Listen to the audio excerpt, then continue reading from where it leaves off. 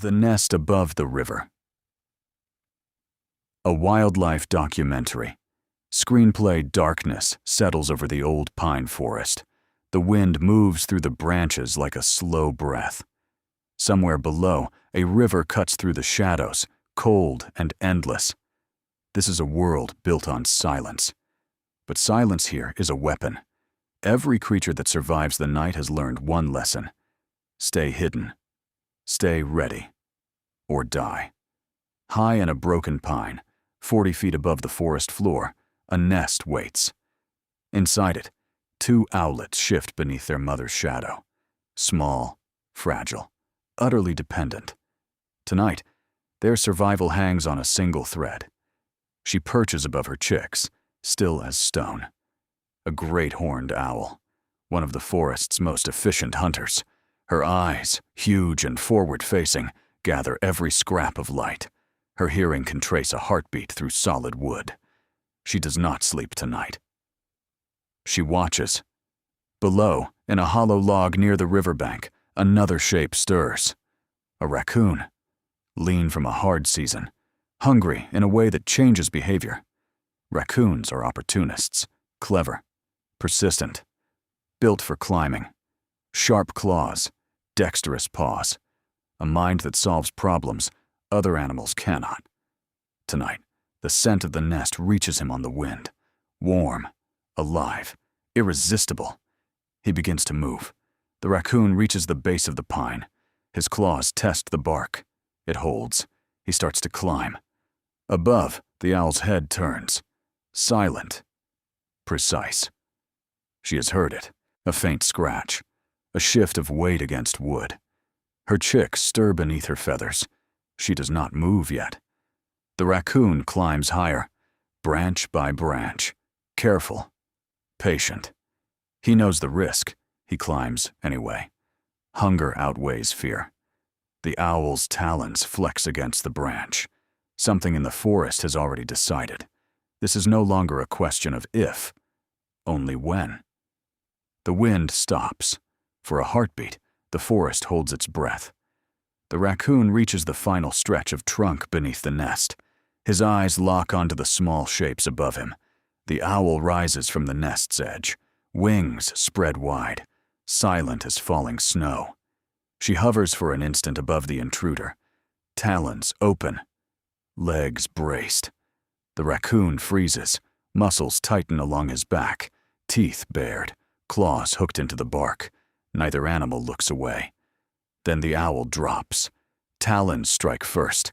4 inches of curved bone sink toward the raccoon's shoulder.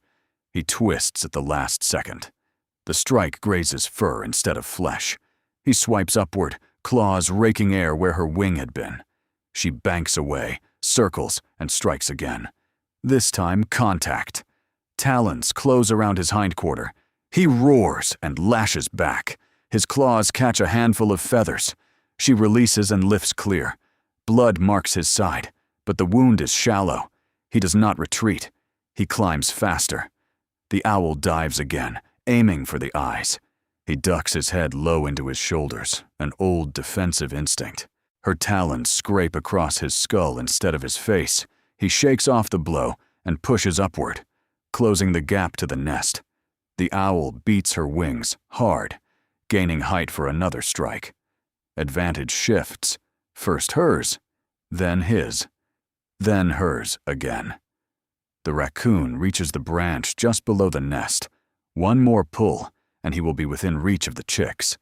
But his hind foot slips on wet bark. For a moment, his full weight hangs from a single forepaw. The branch bends beneath him. The owl sees the opening and takes it. She strikes downward with both talons at once, full weight behind the blow. The impact drives the raccoon sideways off the branch. He grabs at the trunk, claws tearing through bark as he falls. Njothar, 7. The fall.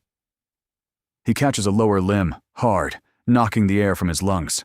Above him, the owl lands back on the nest's edge, wings raised, feathers flared to twice her size. She screams into the night, a sound meant to end the fight, not start it. The raccoon clings to the branch, breathing hard. His side burns where her talons found skin. He looks up one last time. The chicks are gone from view, tucked beneath their mother's wings. The path upward is guarded, and the guardian is not tired. He is.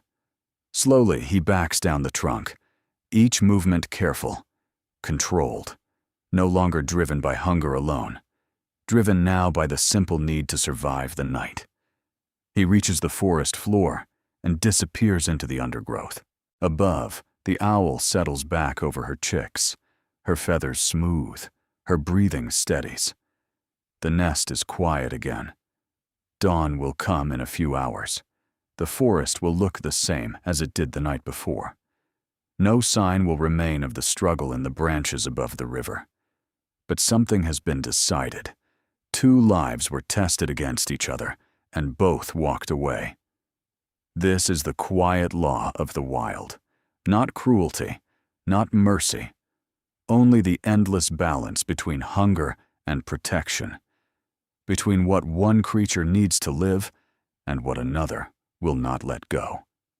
The forest does not choose sides. It only keeps score. And tonight, high above the river, the score was survival.